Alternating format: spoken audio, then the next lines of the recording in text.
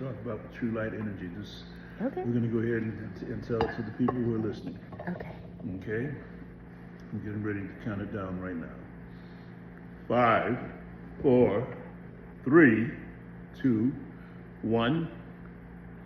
Good morning and greetings. This is, once again, the Innovation Up Close program comes to you by Parrot Voice Radio Network. And of course, I am your host, Mr. Leroy Tyler. It is my pleasure to be here and be with you this morning. And I have another interesting interview concerning innovation that we're pleased to present to the audience. We have a guest by the name of Ms. Jan Minnis. She's connected with Sukyo Mahikari. Sukyo Mahikari. Sukyo Mahikari, thank you. She's connected with the Centers for Spiritual Development. And this is an interesting concept. It's being described as true light energy that has impacts spiritually as well as physically on the body. And it is my pleasure to introduce Ms. Minnis for her to talk about this and the innovation of this and how it can help humanity. Ms. Minnis, thank you for being here with me this morning. Thank you. It's my pleasure. Okay. So could you please give us the origin of how this started and also how you got involved with it? Okay. So Sukyo Mahikari, Sukyo means universal teaching, Okay. and Mahikari means true light energy or divine light. Okay. Sukyo Mahikari is all over the world. We have 22 centers here in the United States, and we're in every continent of the world. The main world shrine is in Takayama, Japan. Okay. It was started in 1959 by a gentleman who received revelations from God, who's a master. His name is Mr. Okada. Okay. And these revelations led him to create this worldwide organization called Sukyo Mahikari. And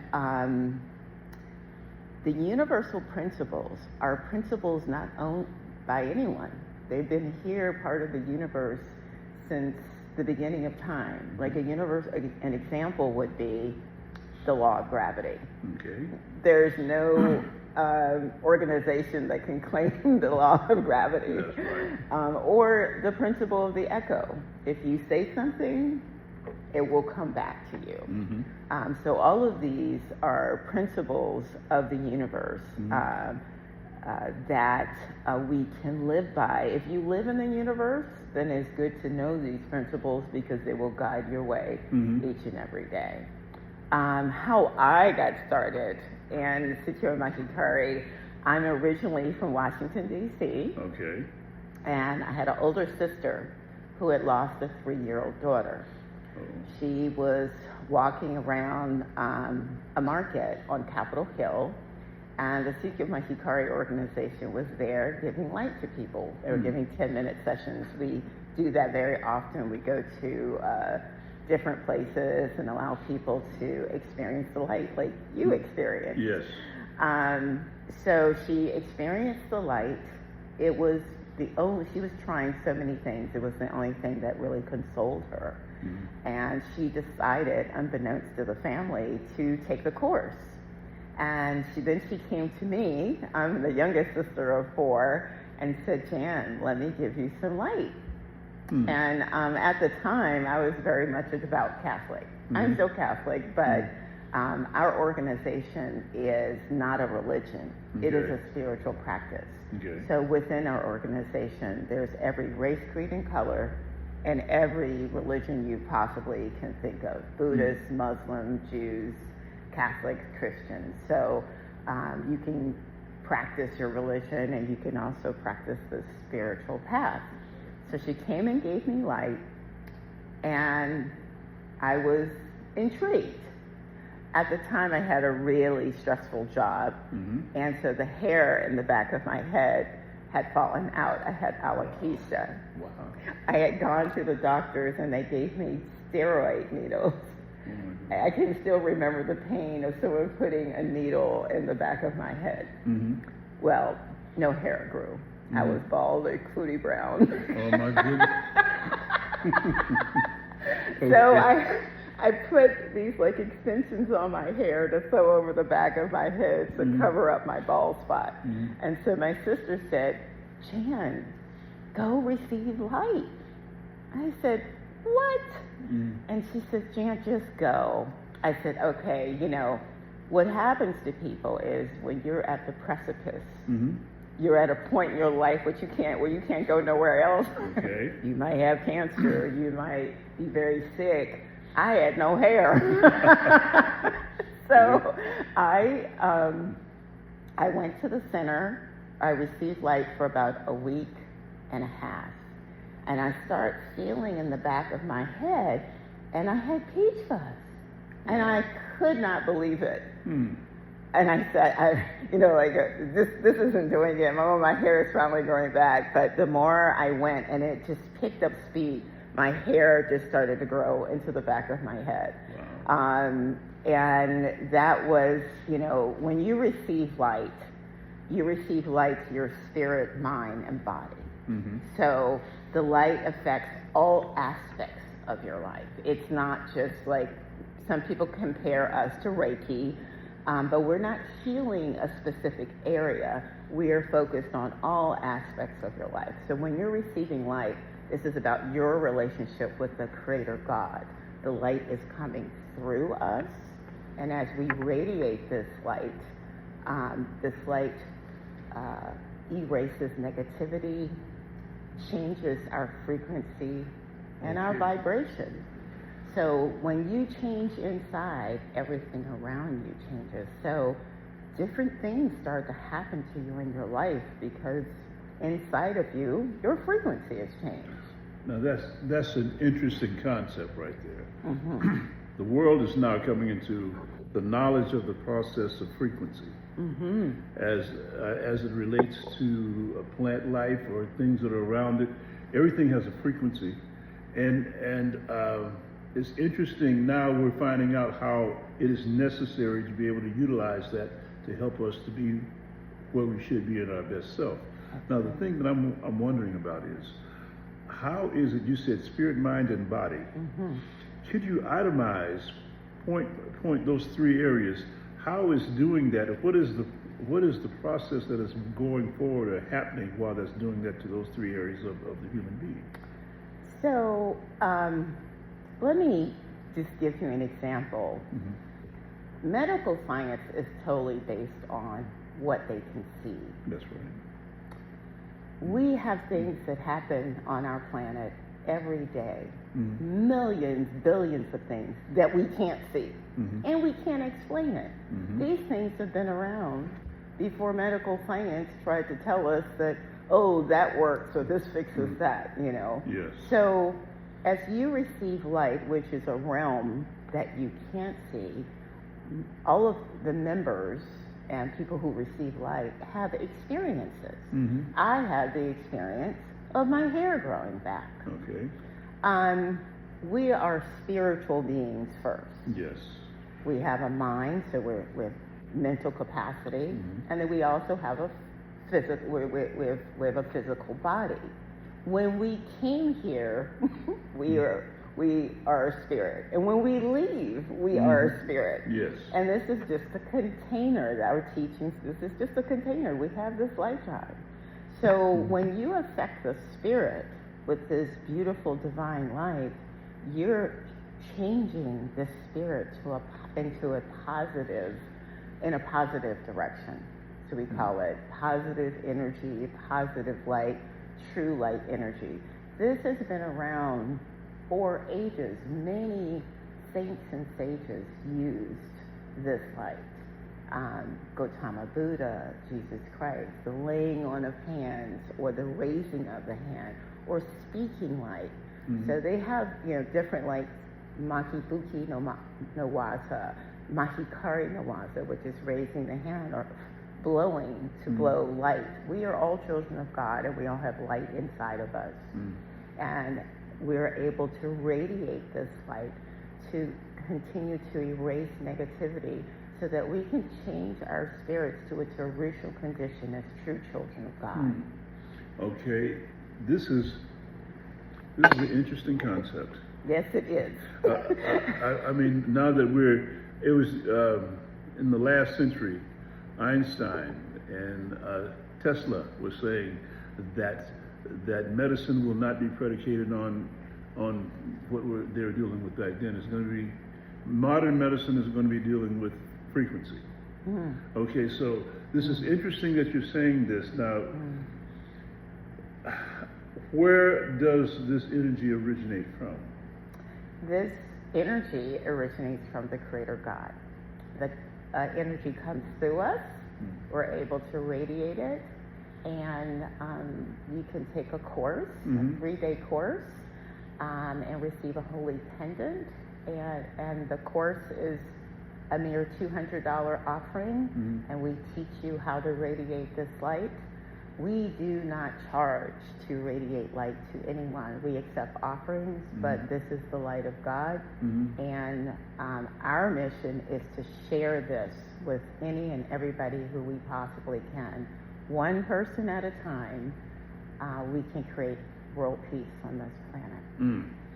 Okay, so That's a mouthful, right? It is a huge mouthful, which generates a ton of questions.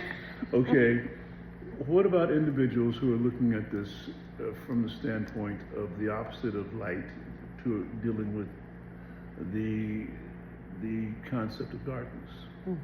Okay, and there are things in the dark side of the spirit realm that people often talk about the chosen people.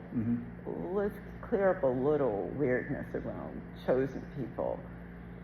Chosen people are people who choose God, who choose the light.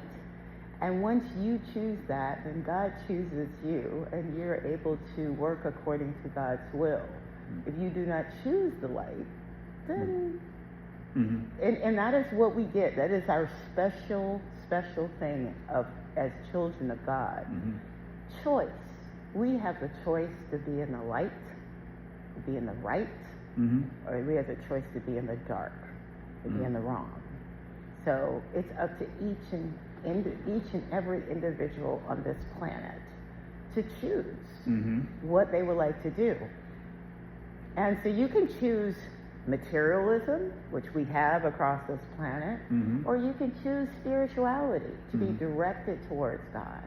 If we had a planet of people who chose spirituality, chose to have beautiful hearts and beautiful minds, and to help brothers and sisters across this planet, we would already have world peace. People need to choose to be spiritual beings and not be choosing materials, which are impermanent. That's one of the laws of the universe. Nothing lasts forever. So if you know that, then you can accumulate as many materials as possible, but it's not going to last forever. You can't take it with you. Yeah, you can't take it with you. That's right. Okay, so then this begs the question or the consideration of what is the most spiritual thing or the most important thing we should be going after while we're in this body, because we're not going to be here forever. That's right. And so what is most important that we achieve and acquire while we're here? Our teachings tell us that we should be directed towards the Creator God. That means directed towards His will, fulfilling love and harmony upon this planet. We all came here from one being. I think we all can agree to that. The origin is one, and we're all brothers and sisters. Yes. Yet we're all divided by divisiveness of materials and color and background. Yet, if we all focused on being one family under one planet, we would really solve world peace.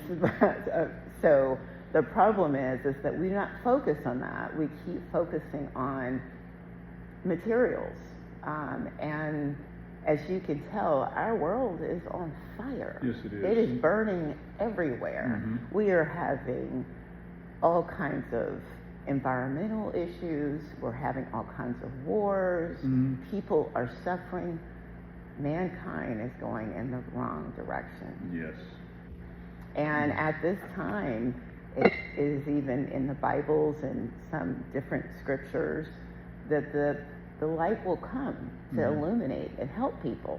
We're here with it. Mhm. It's free. Mhm. You can go to any center around, the United States. You can go to any center in the world. We are in Latin America. We're in the Caribbean. We are in Australia. We are in Africa.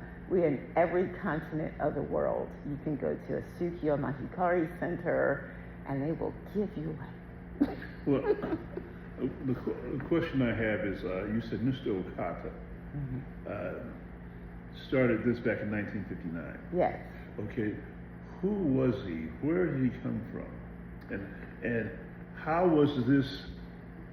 What was the reaction like when he started teaching this? Wow, that's a really huge question. As a member, I'm answering the question. I probably won't do a very good job of answering, but I will do my best. Okay.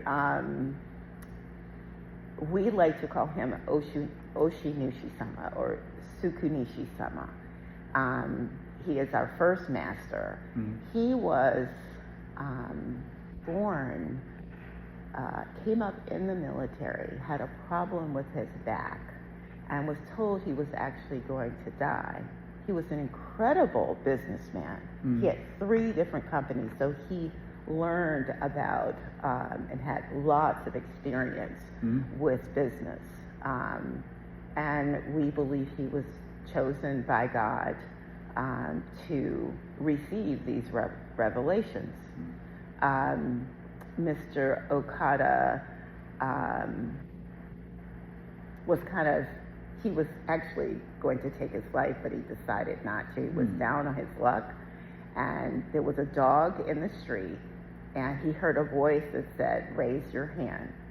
And when he raised his hand, the dog that was sick came to life and ran home to its owners. He went to the owner's house, and the owners helped him because he wasn't doing very well. He decided not to take his life, and he began to raise his hand because a voice told him to raise his hand. And he began to give light to different people, and that's the abridged version of he created a worldwide organization starting out of Japan into Europe, then into Latin America, North America, and there are over millions of members today. Millions of members today. Okay. All giving light.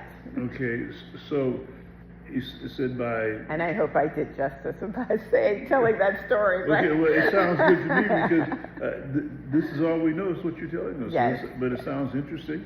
Okay, so at the time he stretched his hand out towards that dog, and the dog had a reaction. Yes, and the dog was basically dying, and when he gave it life, the dog got up and ran home to its masters. And they were trying to figure out who helped their dog, and they invited him in. They had a conversation, and they helped him out. And I don't know all the details of how of what happened after that, but he began to give more and more people light. He established the Sukyo Mahikari organization. He eventually passed on and handed it over to his daughter, Teishu Okada, and then from Teishu Okada built a number of shrines in Takayama, Japan, and did incredible work. She even created 3 books that we use every day called the 3 Great Virtues: gratitude, acceptance of the will of God, and humility, which are just, oh my God, just phenomenal books, great virtues that everybody can live by.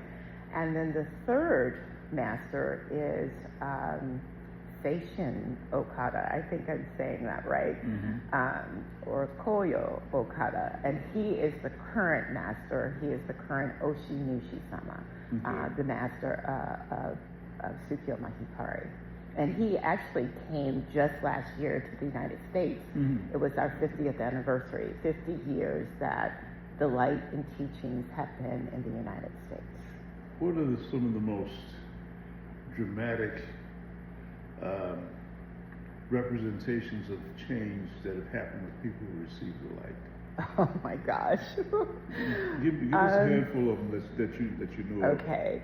So Sukyo Mahikari produces a international journal.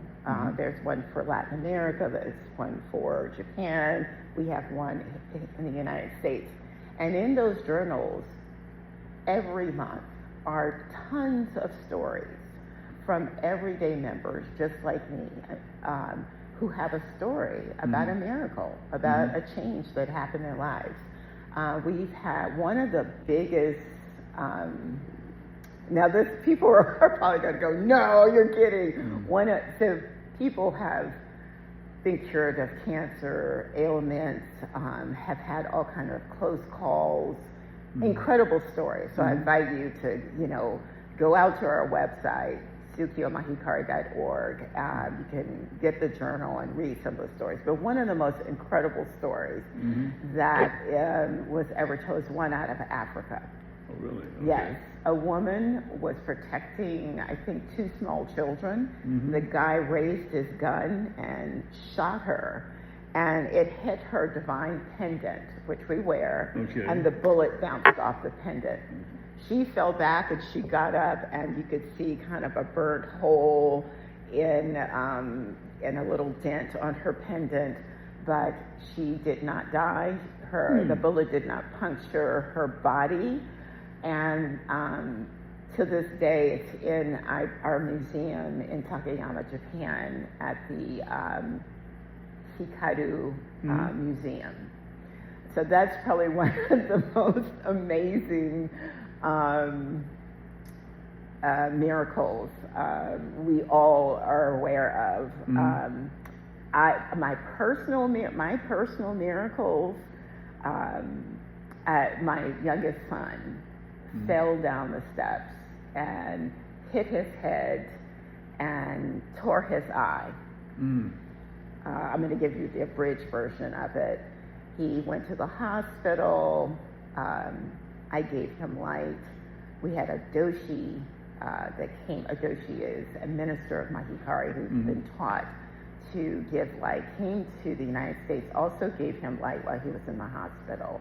Well, he had to have neurological surgery because he broke 3 bones across his forehead. And then he also tore his eyelid and affected his eye. We did not know if he was going to be able to see. So they thought they would take care of the biggest problem first, the neurological work. He had that surgery, and we had to wait maybe a couple of weeks. In the meantime, I gave light to his eye. I gave light from the back, sending the light from the back of his head through his eye, and we had surgery. He was only in the surgery for about 5 minutes. Wow. This was at Children's Hospital in Washington, D.C., and the doctor's name is Dr. Miller. She came out and she said, "What did you do to his eye?" And I said, "Excuse me?"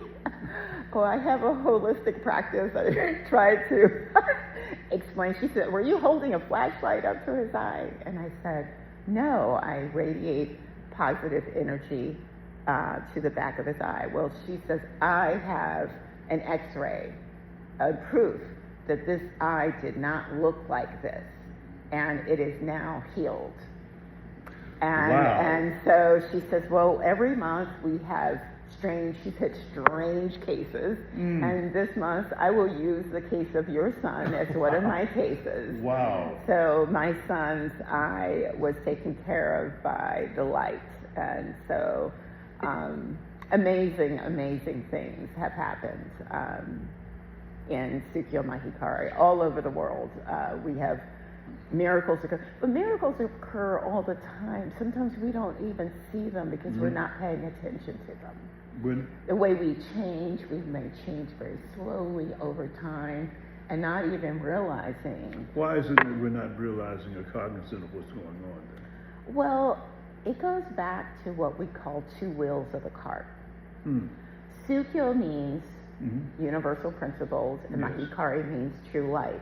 When you practice both of these, you are able to move forward in life. There's a teaching called or universal principle called step by step, or they call it the principle of dawning. When the sun rises, it rises very slowly. It doesn't rise immediately. Yes. Mm-hmm. So that's what happens a lot of times to us, and we don't even realize Wow. it's really happened. Yes.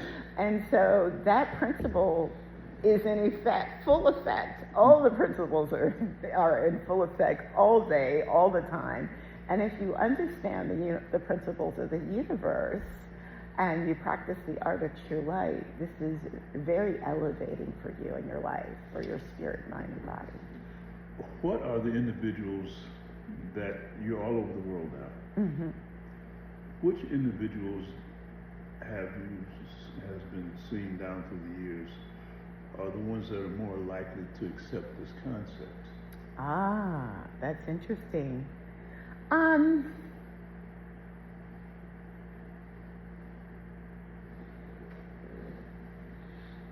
We've seen people in every country accept these principles.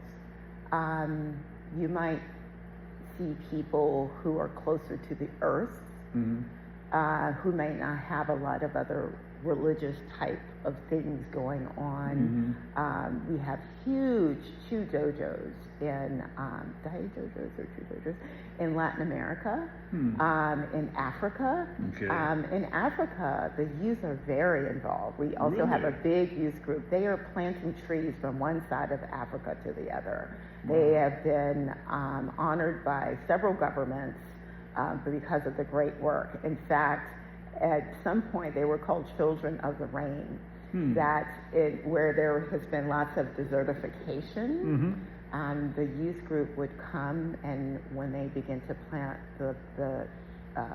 the trees, it hadn't rained for the longest time, and it would start to rain, and they couldn't and they cannot believe it. So it is really, so we have huge youth group. We have also a smaller group called Sunlight Families, where smaller children, I've been in this practice for almost 30 years. So all of my children were born in this practice, and we were part of the Sunlight Families, and then my kids were part of the youth group, and the youth group goes all the way up to age 40. So we are encouraging young people to be leaders, spiritual leaders that can be righteous in the world and help the world to become a better place.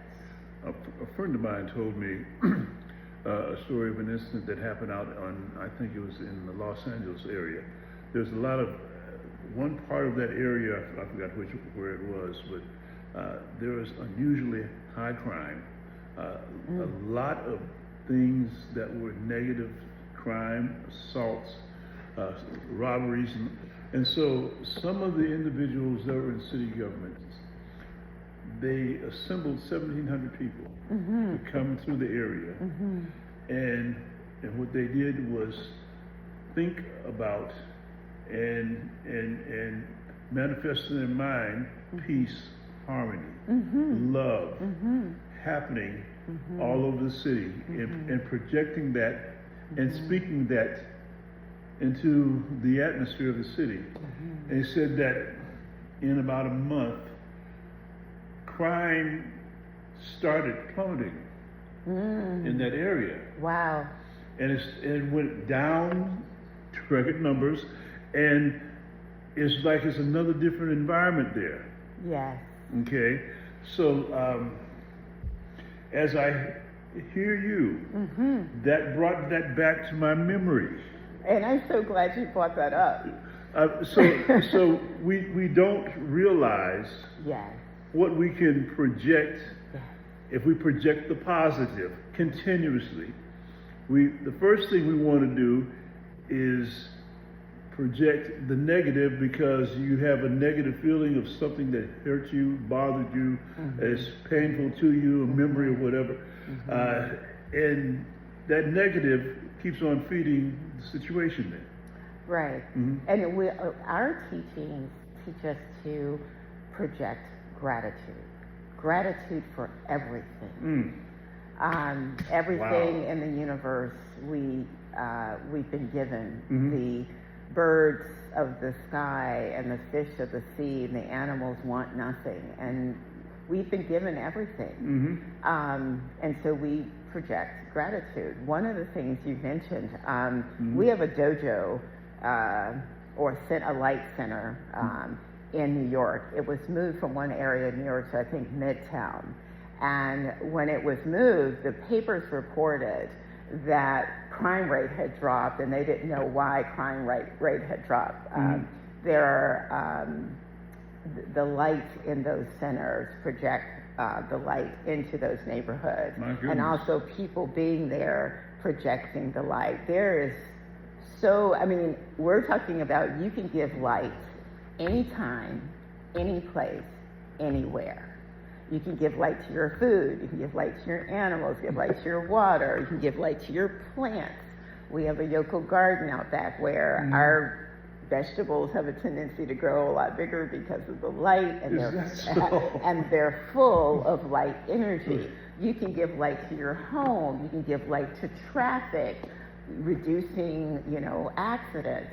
If everybody raised their hand in this world and was projecting light, we would overcome so many things. Relationships too. Physical injuries. Businesses. That's right, all of it. But the key here is it has to be aligned with the will of God. Yes. You cannot decide what you want to do because God's will is almighty. Yes. Ms. Minnis, I say this all the time. You have somebody that has an interesting concept, interesting story to tell. The time goes by like an Olympic sprinter, and it's got us right now. But this is so interesting.